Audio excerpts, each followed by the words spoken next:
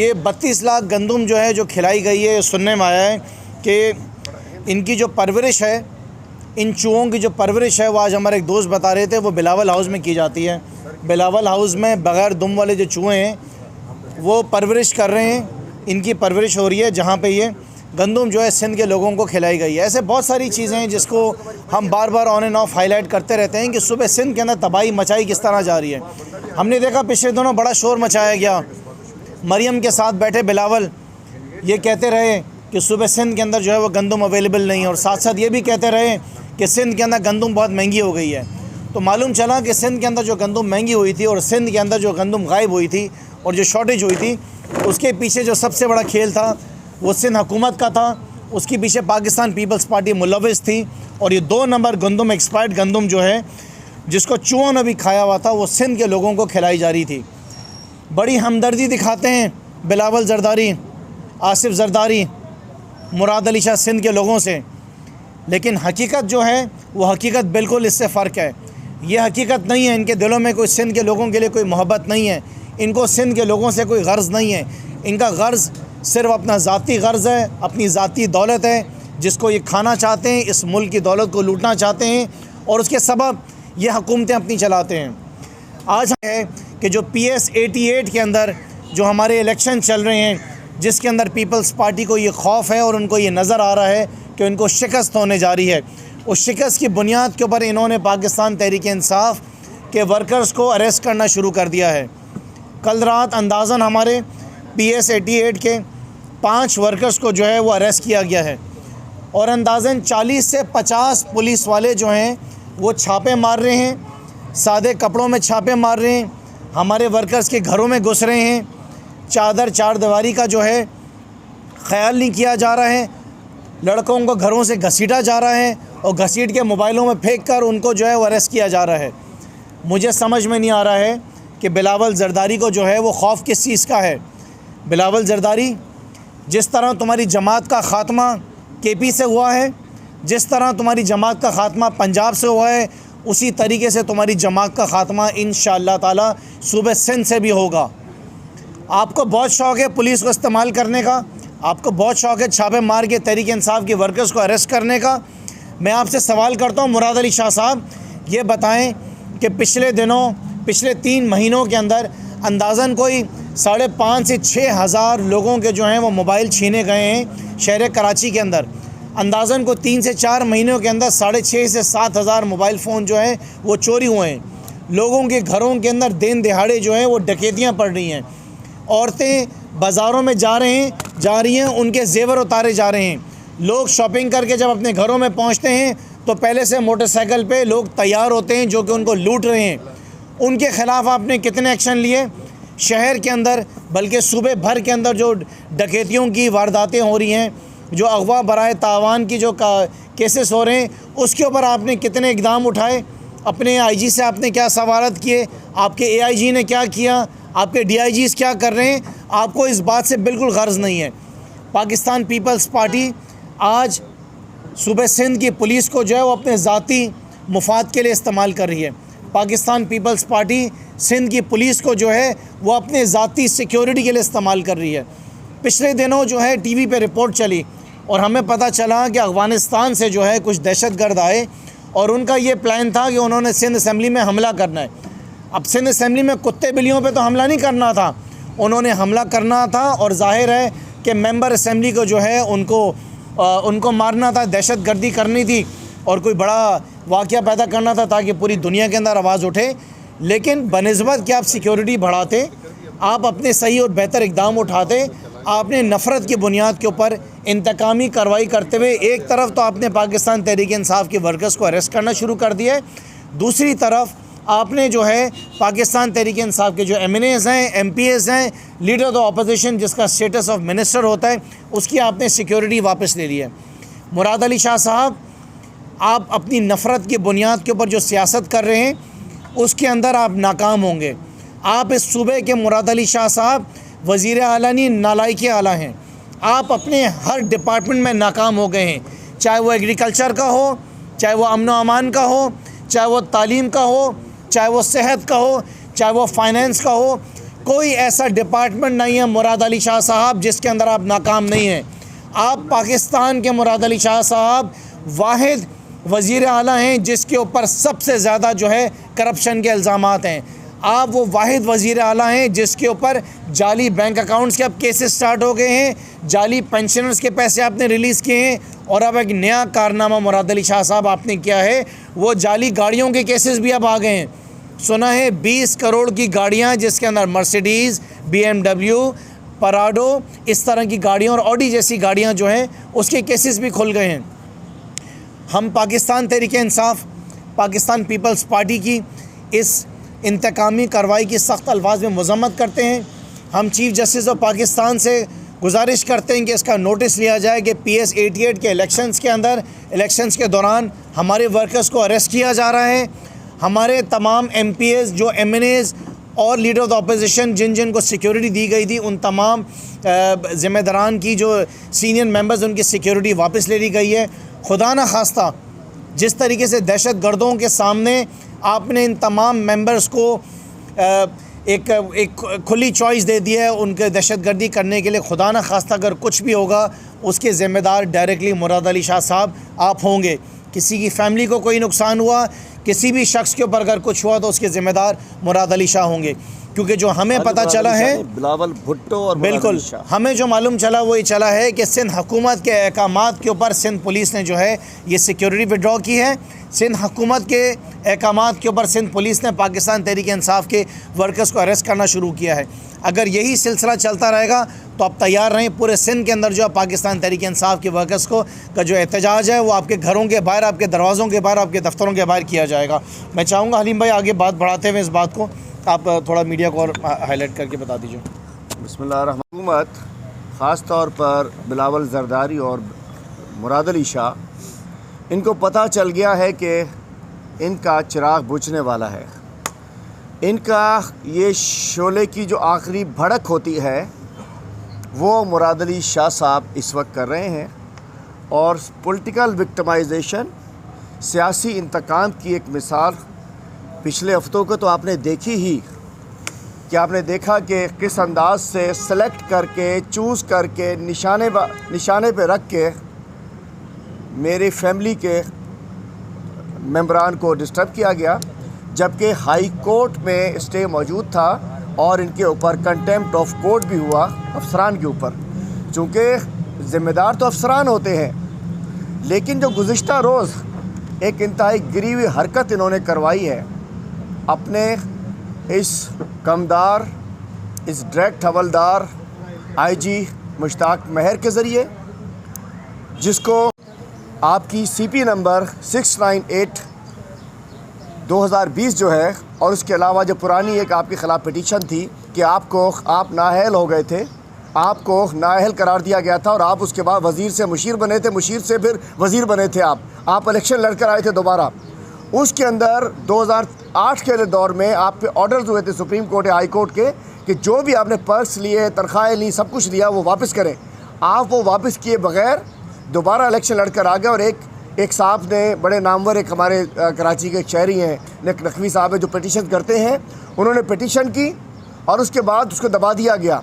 जिस तरीके से शाजिया मरी साहिबा की, एक असल शाजिया मरी तो सजावल में होती हैं, उनकी पिटीशन को किसी ने परसू नहीं किया। मुर्तज़ा वहाब साहब के ऊपर पिटीशन थी, सुप्रीम कोर्ट में गई, उसके अंदर फरीद दायो साहब को सुप्रीम कोर्ट उसका SM लॉ कॉलेज का प्रिंसिपल बना दिया गया। तो हमने एक बड़ी हाई फाई लीगल टीम बना ली है। इंशाअल्लाह अब हम तमाम केसेस के अंदर तहरीक इंसाफ उसके अंदर शामिल हो रही है। हम उसमें इंटरवीनर बन रहे हैं। मुराद अली शाह साहब की पिटीशन हो, मुर्तज़ा वहाब साहब की हो, मैं समझता हूँ कि अब इनको रहना जो है, इनका यहाँ रहना किसी भी सूरत में सिंध के लिए बहुत ख़तरनाक है। और दीगर इसके अलावा अब मैंने जैसे उस दिन कहा था कि हम एक कमीशन बनाना चाहते हैं, इंशाअल्लाह मैं 1-2 रोज़ में, शायद कल ही, एक तफसील के साथ कि 1991 से 96 तक क्या हुआ। कुछ अरसा जाम सादिक साहब थे, कुछ अरसा अब्दुल्ला शाह साहब थे, और उसके बाद वो 47,000 एकड़ ज़मीन जो अलाट हुई वो तो बेचारे चले गए। लगता है कि उनके जाली साइन आज तक चल रहे हैं। उसके बाद टोटल 47,000 एकड़ ज़मीन उन्होंने कैसे अलाट की, किसको अलाट की, कैसे हुआ क्या नहीं हुआ, इंशाल्लाह इसके ऊपर डिटेल प्रेस कॉन्फ्रेंस, और उसको लेकर भी हम इंशाल्लाह सुप्रीम कोर्ट में जाएंगे। उसको लेकर हम एक जुडिशल कमीशन बनवाएंगे और उसके अंदर हम कहेंगे स्टार्ट फ्रॉम मी, स्टार्ट मुझसे करें, लेकिन आज से लेकर 1991 तक जाएं। जाली अलॉटमेंट, जाली चालान, जाली कब्ज़े, खाते, सेक्शन 17, इसके अलावा जो कुछ हुआ इंशाल्लाह उसके लिए हम चाहेंगे सुप्रीम कोर्ट में जो केस चल रहा है उसमें भी हम खुद इंटरवीनर बनेंगे और हम उसमें पार्टी बनेंगे, हम इनके ख़िलाफ़ केस करेंगे और हम चाहते हैं वज़ीर आज़म साहब को भी हम बताएंगे इंशाल्लाह उसकी डिटेल, पूरी डिटेल बताई जाएगी कि 2017 से 91 से लेकर 93 से 96 तक, 2006 से 9 तक, 2009 से आज तक क्या कुछ हुआ उसको भी बताएंगे। मैं आखिर में कहता हूँ कि जो उनसे कहता हूँ, रिकॉर्ड ये है इस फैमिली का कि जब वज़ीर आला साहब होते हैं, चलो नहीं लेता नाम में वालिद साहब का उस अंदाज़ में आपके, कि वज़ीर आला अपने अफसरों से काम करा जाते हैं, फिर वज़ीर आला साहब तो कनाडा चले जाते हैं, लेकिन रमेश लाल उदेशी जो कि मेंबर LU था, जिससे जाली खाते वो जेलों में सड़ता रहता है। आज भी सिंध पुलिस के और सिंध के अफसरान जो कि इनकी कमदारी करते हैं, वज़ीर आला सिंध की ग़ुलामी करते हैं। वज़ीर आला के 10 तो नैब के रेफरेंस आ चुके हैं तकरीबन, रोशन सिंध का रेफरेंस फ़िट हो चुका है, नूरी आबाद का फ़िट हो चुका है, 19 अरब का गंदम का फ़िट हो चुका है, बाकी तो लिस्ट है वो अलग इंशाल्लाह इसके ऊपर जाएंगे। रेफरेंसों के साथ भी एक बनेगी लैंड कमीशन के ऊपर, दूसरा इनकी रेफरेंस किस वजह पर है। तो एक शख्स जो जाने वाला है उसके ऊपर उनकी ग़ुलामी जो पुलिस अफसरान कर रहे हैं, जो गैर कानूनी काम कर रहे हैं, मुझे पकड़ लो ना यार, पकड़ लो, मैं तो मौजूद हूँ, मैं तो 3 साल से मौजूद हूँ।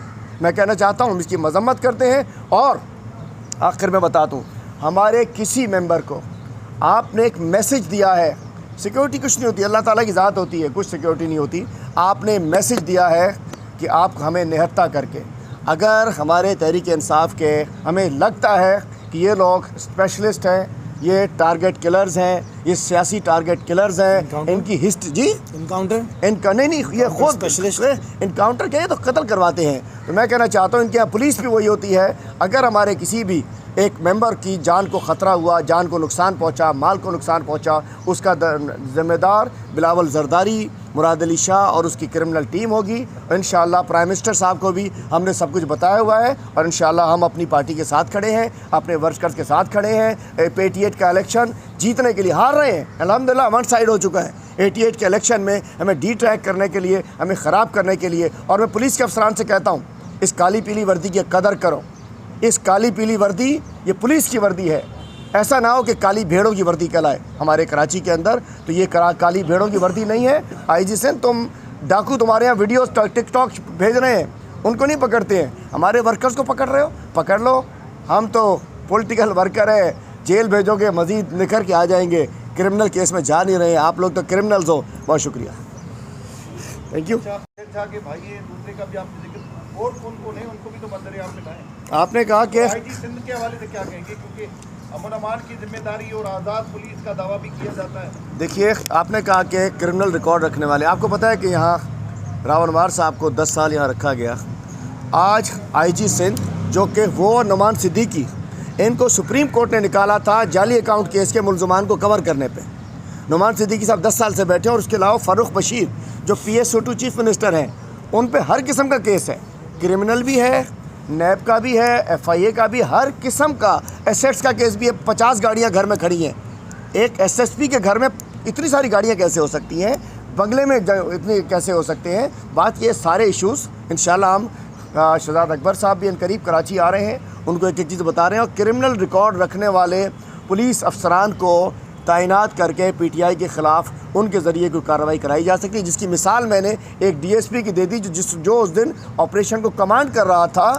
वो अगवा बराए तावान, शॉर्ट टर्म किडनैपिंग, पुलिस मुकाबला, रेजनी, चोरी, डकैती, कार लिफ्टिंग सब केसेस में है, और गिजरी और सच्चल के भी मज़ीद केसेस हैं। तो ये इसके ज़रिए एक क्रिमिनल गवर्नेंस चल रही है, इंशाल्लाह इसको निपटेंगे। और ये बताइएगा कि आपने AGI से मुलाकात भी की है, पुलिस कहीं फायरिंग से वो लाक हुआ है, तो क्या इस हवाले से उन्होंने क्या आपको कहा? आपने तो स्ट्रीट क्राइम के हवाले से मुलाकात की है, तो क्या कहना था इस हवाले? नहीं जनाब, कोई हाल ही नहीं है। आप खाली इसकी क्या बात करेंगे। हमने तो गए, हमने तो AIG साहब से कहा कि कत्लो गारत चल रही है शहर के अंदर, हमारे वर्कर को जो है वो कत्ल कर दिया गया, उसके साथ एक औरत थी उसको कत्ल कर दिया, 2 लोग और थे उनको गोलियां मार दी गई। और मज़े की बात है कि जिनको मारा गया वो तड़प रहे थे, वो 10-15 मिनट तक पड़े रहे ज़मीन के ऊपर, उनका खून बहता रहा और आपकी पुलिस जो है वहाँ पे खड़े होकर देखती रही। क्या किसी को थोड़ी सी शर्म आई है उसके ऊपर? क्या आईजी साहब ने, क्या एआईजी साहब ने उन पुलिस अफसरान को बुलाया हुआ है कि मरते हुए एक शख्स को, बल्कि 4 मुसलमान ज़मीन पे पड़े तड़प रहे थे और पुलिस खड़े होकर उनका तमाशा देख रही थी, और हॉस्पिटल जो था वो 10 कदम के ऊपर था, 10-12 कदम के ऊपर उठा के उनको हॉस्पिटल लेके जाया जा सकता था, उनकी जान बचाई जा सकती थी। देखें असल में मसला क्या है, मसला ये है कि जब आपके डिपार्टमेंट्स ये देखते हैं कि जो रियासत का ज़िम्मेदार है, जो वज़ीर आला है, जिसकी हुकूमत है, उनको कोई गर्ज़ ही नहीं है आवाम से, लोगों की खिदमत करने में, लोगों के मसाइल हल करने में, तो जो डिपार्टमेंट्स हैं वो काम नहीं करते। आईजी क्यों काम करेगा? एआईजी क्यों काम करेगा? उसको पता है नालायक आला बैठा हुआ है, नालायक आला को ये गर्ज़ नहीं कि सूबे में लोगों के पास सफ़र करने के लिए ट्रांसपोर्ट नहीं है, नालायक आला को इस बात से गर्ज़ नहीं कि सूबे भर में 70% लोगों को जो पानी मिल रहा है वो वाटर कमीशन ने कहा कि is unfit for human consumption. नालायक आला को इस बात से गर्ज़ नहीं क्योंकि सूबे सिंध के अंदर लोगों को जो सेहत की फ़ैसिलिटीज़ मिल रही हैं वो लोगों को पूरी फ़ैसिलिटीज़ नहीं मिल रही हैं। लोग दवाइयाँ जो हैं वो प्राइवेट जो हैं वहाँ से फार्मेसी से जाके ख़रीद रहे हैं। नालायक आला को इस बात से गर्ज़ नहीं कि स्कूलों में बच्चों को मेयारी तालीम नहीं मिल रही है।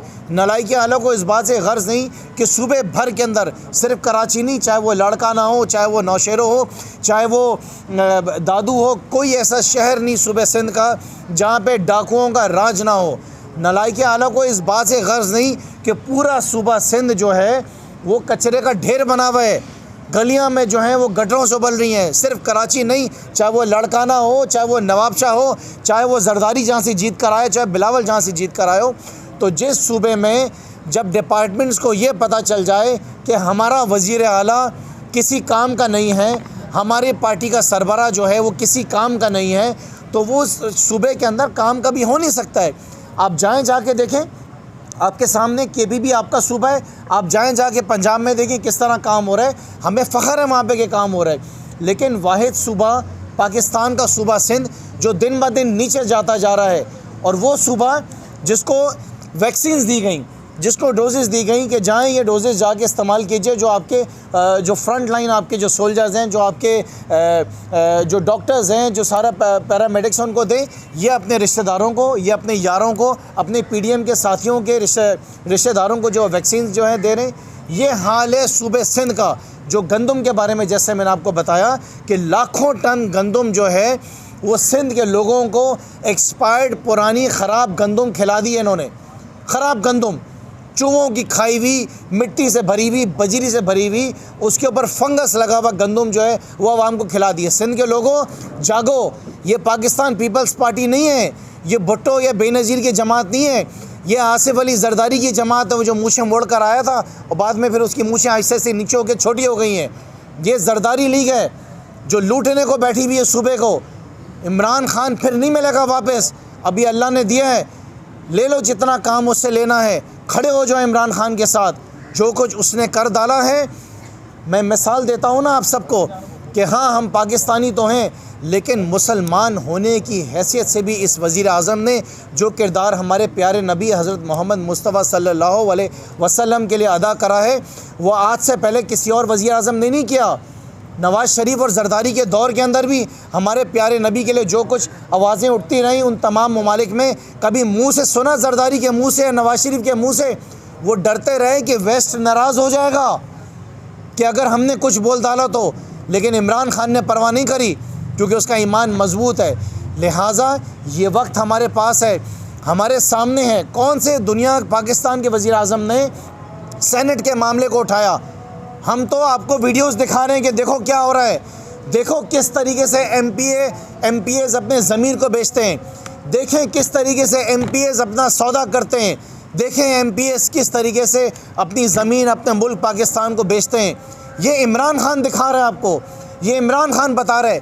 लेकिन ये बेशरम 11 सियासी जमातें ये कहती हैं कि ओपन बैलेट नहीं करना, सीक्रेट बैलेट करना, ताकि जो हराम का पैसा इतना कमाया है उन हराम के पैसों से और हराम वाले एमपीएस पैदा करें, वो सेनेटर्स पैदा करें जो मुल्क को बेचते रहें, जो दुश्मन ममालिक को मुल्क बेचते रहें, दो दुश्मन अनासिर के साथ वो ऐसी डील्स करते रहें, ऐसे बिल्स लेकर आते रहें जो मुल्क के ख़िलाफ़ हों, जो मुल्क के मुफाद के अंदर सेनेट के अंदर ऐसे बिल्स आने हों, उनको रोकते रहें।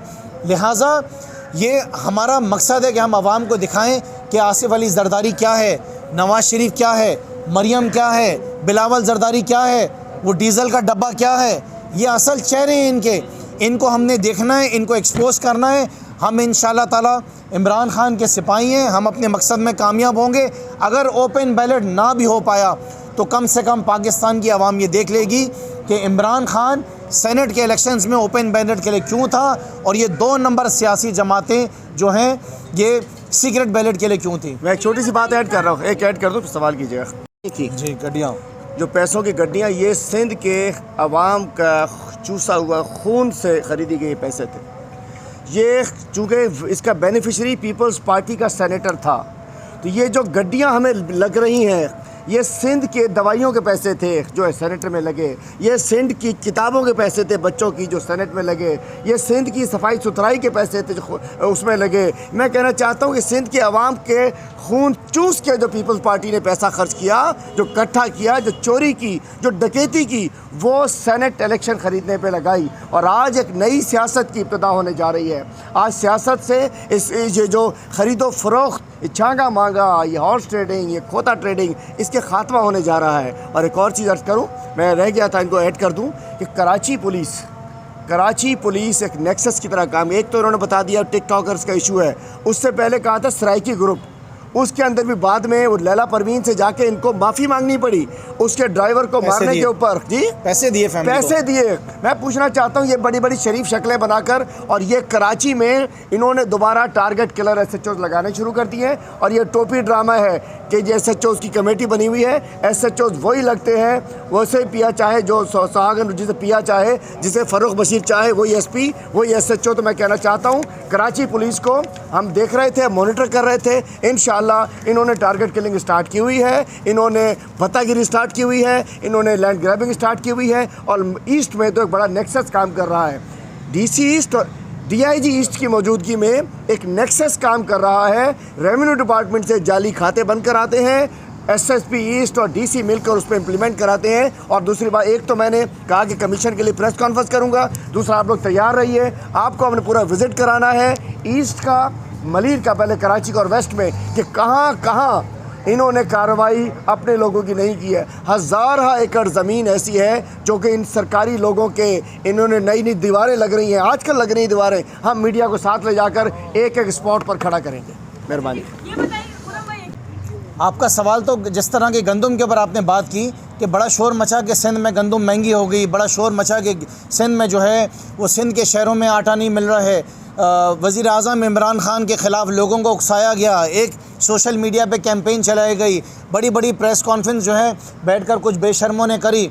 लेकिन देखें, एक निज़ाम अल्लाह का भी निज़ाम होता है। आज आपके सामने आ गया, ये तमाम सहाफ़ी यहाँ पे बैठे हुए ये बात जानते हैं ना कि कितने लाख, 35 लाख टन गंदम जो है वो साबित हो गया कि पाकिस्तान पीपल्स पार्टी की जो सिंध हुकूमत है उसके साए तले जो है वो सड़ती रही, वो ख़राब होती रही, इन्होंने रिलीज़ नहीं करी, उस पर फंगस लग गया, उसको चूहों ने खाना शुरू कर दिया।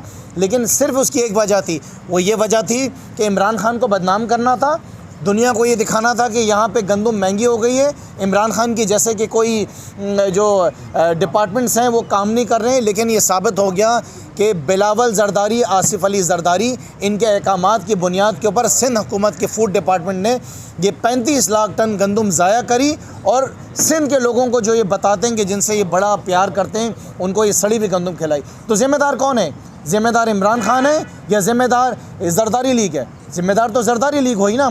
तो अल्लाह का शुक्र है कि जो इन्होंने झूठ बोले वो कुदरत की तरफ से इनके सामने आते जा रहे हैं। मैं आपको एक आखिरी बात बताना चाहूँ, मेरा 8 साल का जो तजुर्बा वज़ीर आज़म इमरान खान के साथ है, जितनी मुश्किल में झूठ की बुनियाद के ऊपर आप उसे डालोगे वो उतना ज़्यादा कामयाब होकर सामने आएगा।